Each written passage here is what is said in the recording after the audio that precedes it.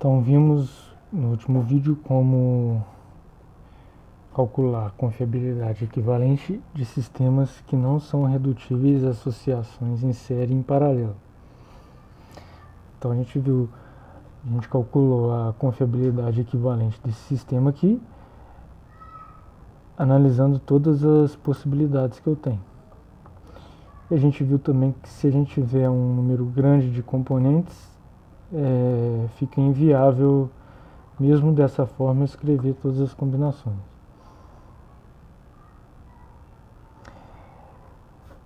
E nos problemas reais, a complicação geralmente é muito grande e a gente tem sistemas com um número grande de componentes. Então aqui a gente tem um diagrama de um circuito.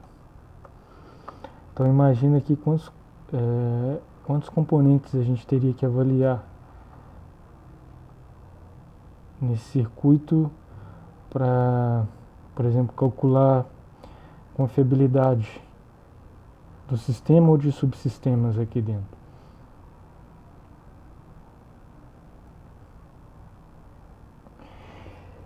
Então, quando é inviável a gente resolver o problema escrevendo todas as combinações, como a gente fez, a gente tem algumas outras ferramentas que podem auxiliar. Então, em alguns casos, tem teorias de otimização em grafos. Eles fornecem algoritmos simples de entender e aplicar, que fornecem uma solução exata e ótima. Em alguns casos, a gente consegue aplicar esse tipo de ferramenta. E também mais comum ainda, e cada vez maior a utilização de ferramentas computacionais de simulação. Então, um exemplo desse tipo de ferramenta é o que se chama redes de Petri.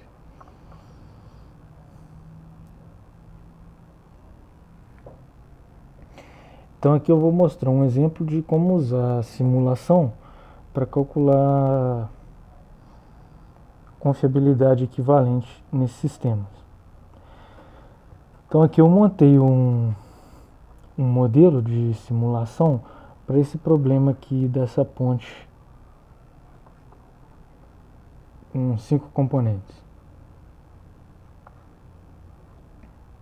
Então eu montei esse modelo aqui.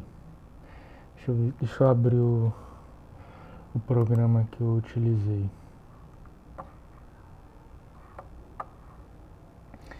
Então,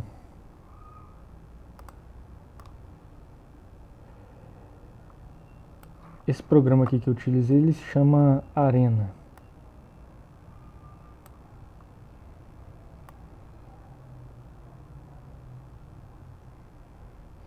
Ele é um programa, se eu não me engano, o fabricante é a Rockwell. E ele tem uma versão gratuita para estudantes, que é essa que eu estou utilizando aqui. Então dá para a gente montar modelos pequenos nesse programa. E eu fiz aqui um modelo para aquela configuração de ponte que a gente viu. Então deixa eu mostrar aqui o modelo. Então esse modelo aqui eu fiz pensando nesse problema aqui. Aí em que vai consistir a simulação?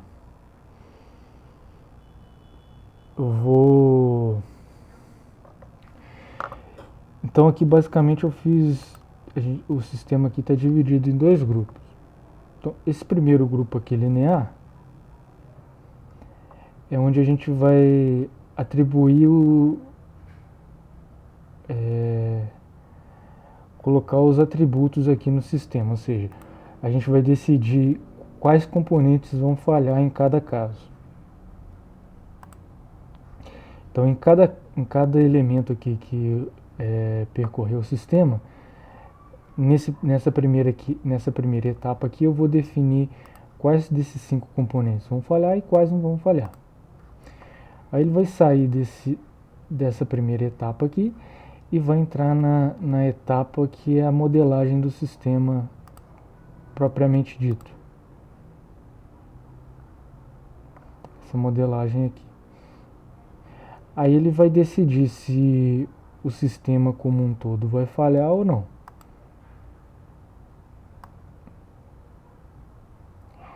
E aqui eu botei um contador que vai ser acionado toda vez que o sistema falhar.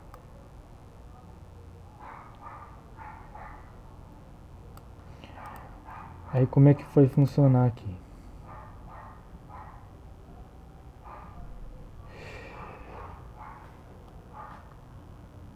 Então a gente vai fazer um total de 1000 rodadas.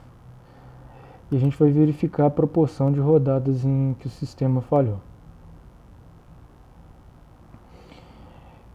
Então, como eu comentei, primeiramente a gente vai atribuir aqui quais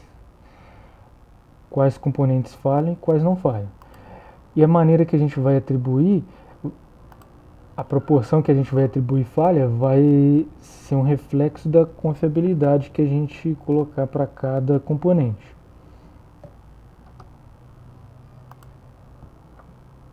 Então, por exemplo, se a gente fixar que todos os componentes vão ter confiabilidade meio e a gente rodar o sistema dessa maneira, a gente vai verificar aqui do total de 1000 rodadas, em 497 delas o sistema falhou.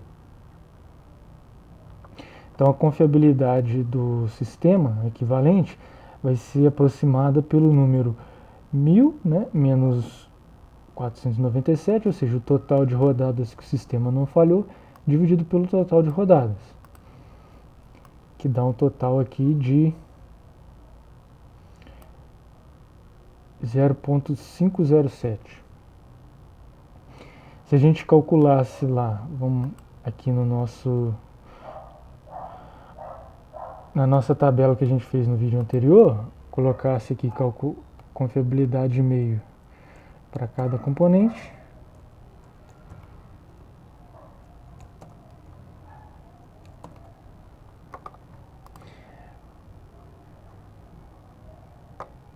A confiabilidade equivalente aqui dá meio. Esse é o valor exato.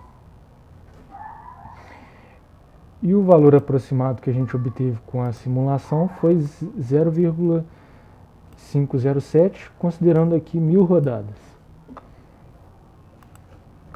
Então vamos dar um zoom aqui para a gente entender melhor.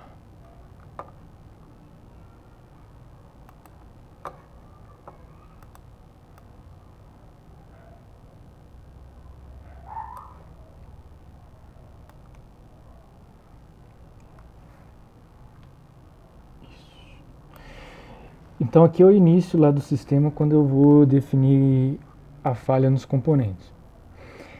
Então esse bloco aqui, ele vai decidir se o componente 1 vai falhar ou não. Então deixa eu clicar aqui para vocês verem. E aqui ele permite a gente escolher aqui a proporção em que vai ter falha. Então aqui eu escolhi que em 90% dos casos, o componente 1 vai falhar. Então no total aqui de 1000 simulações, em aproximadamente 90% ele vai atribuir falha ao componente 1. Mesma coisa aqui para o componente 2. Aqui eu fixei 50% de falha.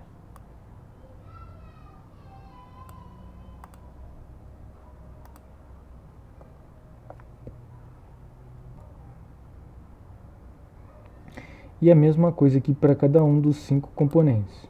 Então esse aqui vai decidir se o componente 5 vai falhar ou não. E aqui eu termino essa parte de atribuição. Aí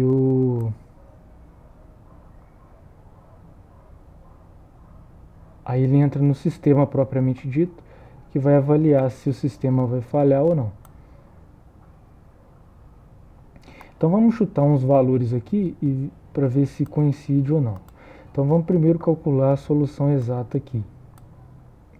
Então vamos, digamos aqui que a gente vai colocar confiabilidade do componente 1, 0,2, componente 2, 0,2, componente 3 vamos deixar meio, componente 4 vamos deixar 0,1, componente 5 vamos deixar 0,3. Então nesse caso, quando a gente olha para a confiabilidade aqui, deu 0,142. Então vamos atribuir esses valores aqui lá no nosso modelo. Então, confiabilidade do primeiro vai ter que ser 0,2. Então, para 80% dos casos, ele vai ter que atribuir falha.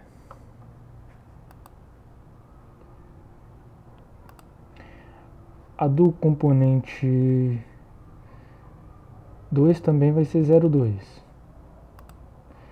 Então, para 80% dos casos, ele vai ter que atribuir falha.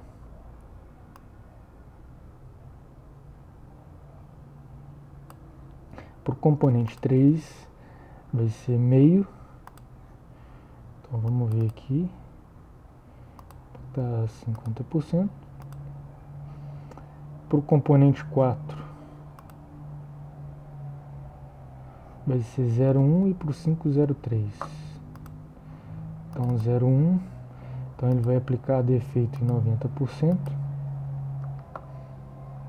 E o 5 é 0,3, ele vai aplicar defeito em 70%. Aí pronto. Terminei aqui minha configuração. Então agora eu vou rodar o sistema.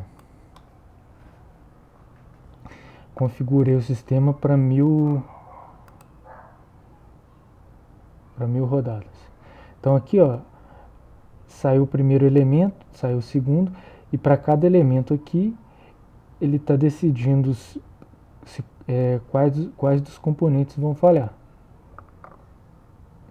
Então ele vai fazer isso para 1000 elementos. E depois de terminar lá a atribuição, o elemento entra aqui no sistema,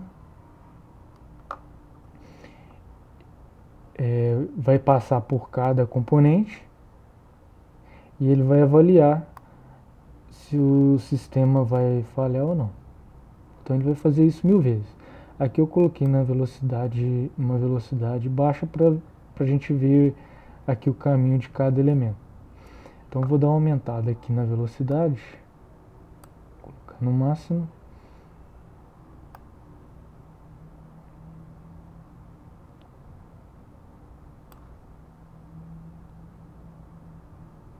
Então ele ainda está calculando para 1000 simulações.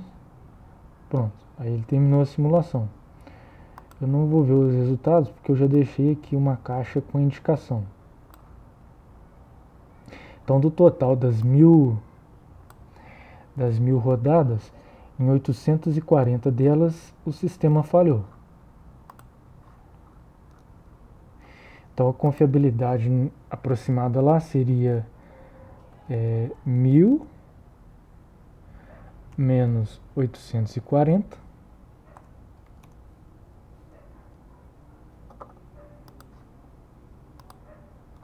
menos 840 dividido por 1000 daria 0,16 e a gente calculou aqui 0,14. Então, claro que nesse caso ainda compensa a gente calcular exatamente, mas se a gente veja que se a gente tiver muitos componentes, a gente não vai conseguir calcular dessa maneira e a simulação vai dar uma aproximação razoável. E aqui também eu estou fazendo a simulação para 1000 rodadas. Eu posso aumentar bastante esse número de rodadas, né? E quanto maior o número de rodadas, mais próximos ficam esses valores aqui.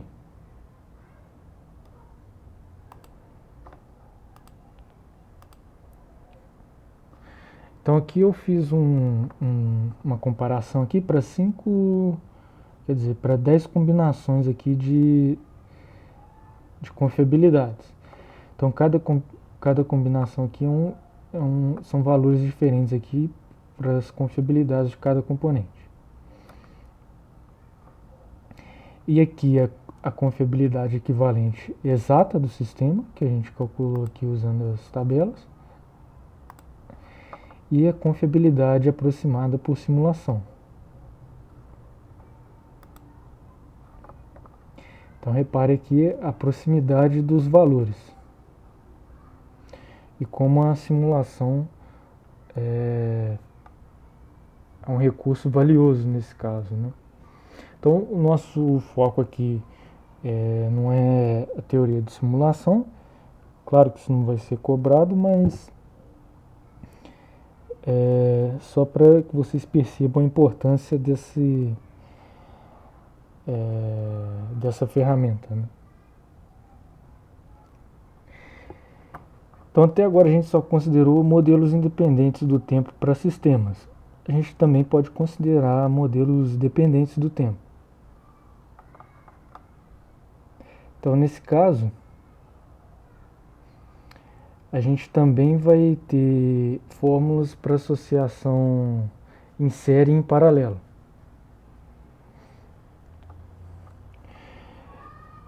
Então aqui para modelos dependentes do tempo, a gente vai considerar aqui a distribuição de falha, né, em função do tempo, assim como a gente considerava para componentes. Então para associação em série de componentes, a função acumulada aqui da probabilidade de falha equivalente do sistema, a gente consegue calcular através das funções de falha acumuladas de cada componente.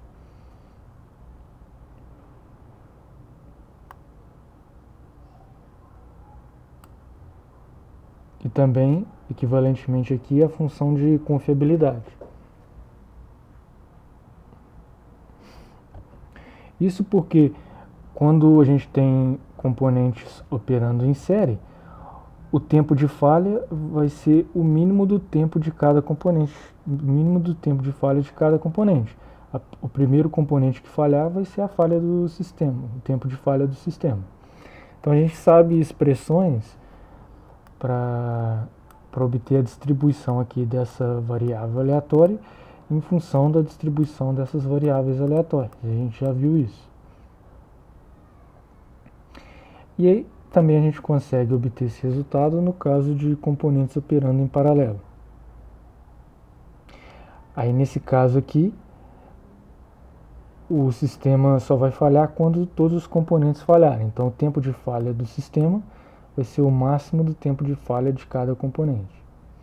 Então de novo a gente tem uma expressão para calcular a função de distribuição dessa variável aleatória em função da distribuição dessas n variáveis. Aí nesse caso a função do tempo de falha do sistema, a função acumulada vai ser o produto das funções acumuladas de cada componente. Então, de novo, a gente tem configurações que não são redutíveis a associações em série em paralelo. Aí nesse caso, se já era difícil lá no caso independente do tempo, muito mais difícil aqui no caso que a gente está trabalhando com funções do tempo.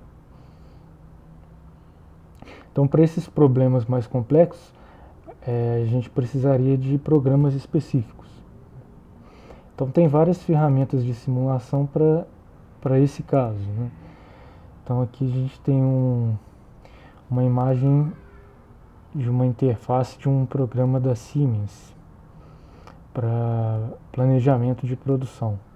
Então, nesse caso aqui, você conseguiria avaliar, programar a falha nos componentes, né? Avaliar o desenvolvimento ao longo do tempo. Então, aqui mais que nunca a simulação seria um recurso importante.